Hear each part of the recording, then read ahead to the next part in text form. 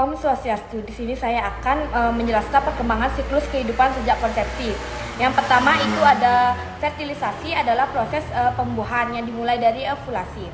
Proses pelepasan sel telur atau ovum dari ovarium ke tuba falopi sekitar hari ke-14 dari siklus menstruasi. Proses ini mencakup dua bagian, yaitu fase folikuler, yaitu FSA memicu pertumbuhan folikel dan produksi estrogen, sementara LH menginduksi ovulasi dan pembentukan korpuluteum. Selanjutnya ada pematangan oosit. Selama pematangan, oosit mengalami serangkaian perubahan nuklir dan sitoplasma yang mempersiapkannya untuk fertilisasi. Yang kedua ada konsepsi. Terjadinya ketika sperma bertemu dan membuahi ovum di tuba falopi, membuat zigot. Pertemuan ovum matang dan sperma sehat yang memungkinkan terjadi kehamilan.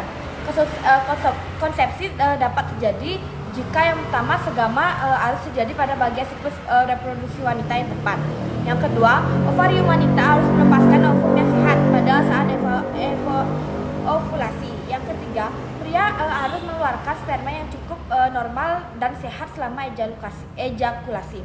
Yang keempat, tidak ada hambatan yang mencegah sperma mencapai melakukan penetrasi dan sampai akhirnya membuahi ovum.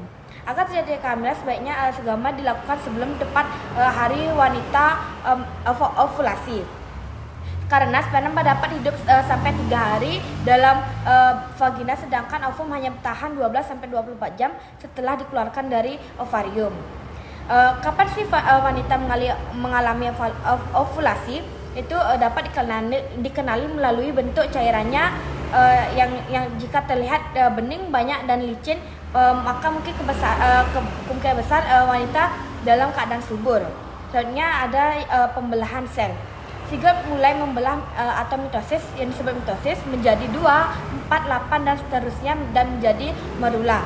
Dan blastokista saat masuk ke dalam rahim. Yang kedua ada implantasi atau nidasi. Terjadinya 6-10 hari setelah pembuahan. Blastokista menempel dan bertanam di endometrium atau lapisan dalam rahim.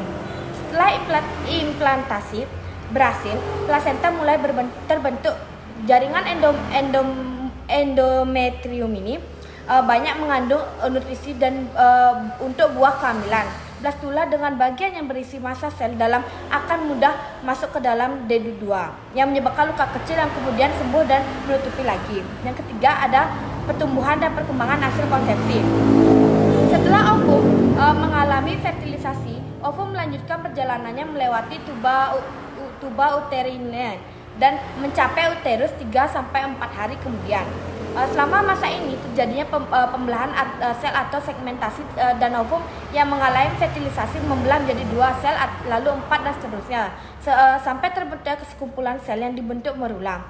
Pembelahan sel berlangsung cukup lambat, kira-kira 12 jam sekali. Selanjutnya rongga yang berisi cairan muncul di dalam merula yang saat ini bernama blastosit yang disebut trophoblasma sel. Sisanya akan bergabung di salah satu ujung yang membentuk massa sel dalam troplasma yang akan membentuk plasenta dan korion. Sedangkan massa sel dalam akan menjadi janin, amnion dan tali pusat. Selanjutnya troplasma kemudian Julai menyeleksi yang mencerna endometrium sehingga blastosit yaitu terdapat melekat pada nidasi atau bersarang, biasanya selesai pada hari ke-11 setelah ovulasi, dan endometrium akan menutupinya dengan sempurna dan satu-satunya bukti adanya blastosit. Selanjutnya pertumbuhan dan perkembangan embrio. Pada fase awal bentuk embrio manusia seperti lintah yaitu atau tonjolan, khususnya bagian yang menonjol pada permukaan tulang letaknya lebih ke arah kaudal yang disebut juga latois yang yaitu tabung dengan ukuran tipis yang terletak di antara sinovigertalis dan saccus alatoi. Selanjutnya dibagi lagi menjadi 3, yaitu trimester 1 atau 0-12 minggu organ-organ dasar terbentuk mulai membentuk manusia. Yang trimester 2 yaitu 13-26 minggu, yaitu organ perkembangan janin yang mulai bergerak jenis kelamin bisa dikenali. Yang ketiga yaitu trimester 3, yaitu 27 sampai 40 minggu yang pertumbuhan pesat dan pematangan paru-paru dan sistem saraf. Selanjutnya sirkulasi darah janin. Sirkulasi darah janin berbeda dari bayi yang baru lahir karena paru-paru belum berfungsi. Oksigen dan nutrisi diperoleh dari plasenta melalui tali pusat. Alur sirkulasi darah janin. Sirkulasi dimulai dari plasenta, tempat darah janin menerima oksigen dan nutrisi dari ibu. Darah yang kaya oksigen mengalir dari plasenta melalui vena umbilicalis yang menuju janin.